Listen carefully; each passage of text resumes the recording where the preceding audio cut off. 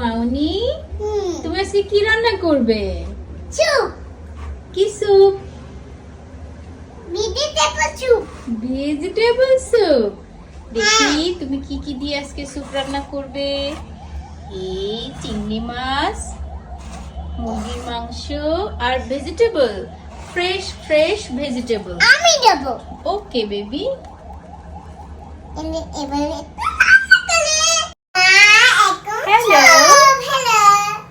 আমরা এখন স্যুপ রান্না করব। তার জন্য আমাদের যে ভেজিটেবল প্রয়োজন সেগুলা এইখানে আমরা সব কিছু রেডি করে রেখেছি। এখানে আছে গাজর, ফুলকপি, পাতাকপি, ধনিয়া পাতা এবং লাউ,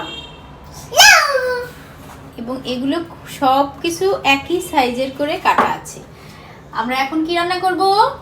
স্যুপ। তার সাথে আছে এই যে চিকেন ম্যারিনেট করে রেখেছি সয়া সস দিয়ে, আর চিংড়ি মাছ।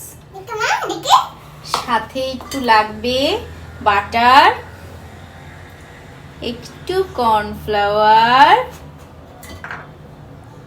আর 2টা টমেটো আমি ব্লেন্ড করে রেখেছি। এই যে 2টা টমেটো ব্লেন্ড করে রেখেছি।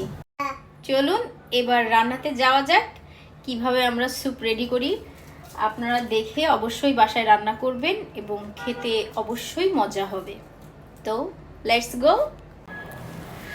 প্রথমেই প্যান গরম হয়ে গেলেই তাতে কিছু বাটার দিয়ে দিব, এবং বাটার দেওয়ার সাথে সাথেই হয়ে যাবে মেল্ট হয়ে যাওয়ার পর ওখানে আদা রসুনের পেস্ট অ্যাড করব এবং একটু হালকা নাড়াচাড়া করব, সাথে একটু লবণও দিব। তারপর ওই যে ম্যারিনেট করে রেখেছিলাম মুরগির মাংস সেটা দিয়ে দিব, এবং মুরগির মাংস আস্তে আস্তে একটু নাড়াচাড়া করে নিয়ে একটু ঢেকে দিব। মুরগির মাংসটা যখনই একটু ভাজা ভাজা হয়ে আসবে, দেখছেন আমার মেয়ে আবার একটু লবণও দিয়ে দিচ্ছে। যাই হোক, মুরগির মাংসটা এই যে একটু ভাজা ভাজা হয়ে এসেছে, এরপর এর ভিতরে একটু গোলমরিচের গুঁড়া দিয়ে দিব। ঝালটা আপনারা যে যেমন পছন্দ করেন তেমন করেই দিবেন। তারপর ওই যে চিংড়ি মাছটা ছিল সেই চিংড়ি মাছটা দিয়ে দিব। এখন একটু নাড়াচাড়া হয়ে গেলে, একটু কষানো হয়ে গেলে ওই যে আমি টমেটো ব্লেন্ড করে রেখেছিলাম সেই টমেটো দিয়ে দিব। তারপর জালটা একটু বাড়িয়ে দিচ্ছি যাতে টমেটো একটু গরম হয়ে যায়, এবং সেটা যখনই একটু ফুটে উঠেছে ঠিক সেই মুহূর্তেই আমি দিয়ে দিব ভেজিটেবলগুলো। আমি ভেজিটেবলগুলো সবই পিলার দিয়ে স্লাইস করে কেটেছি।